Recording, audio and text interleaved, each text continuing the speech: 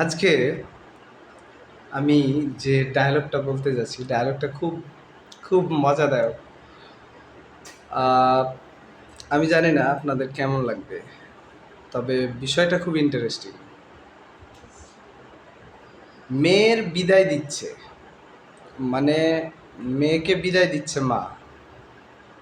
তখন মা তার জামাইকে বলছে, বাবা, আজ থেকে আমার মেয়ের মান সম্মান ইজ্জত সব তোমার হাতে কিন্তু তুলে দিলাম।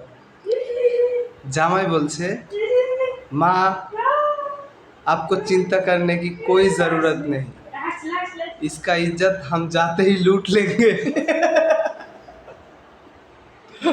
জিনিসটা রিপিট করি। হুম, আহ, माँ, आपको मेरे बच्ची का इज्जत अब तुम्हारे हाथ में है, आपको चिंता करने की कोई जरूरत नहीं, मैं घर जाते ही आपकी बेटी की इज्जत को लूट लूंगा।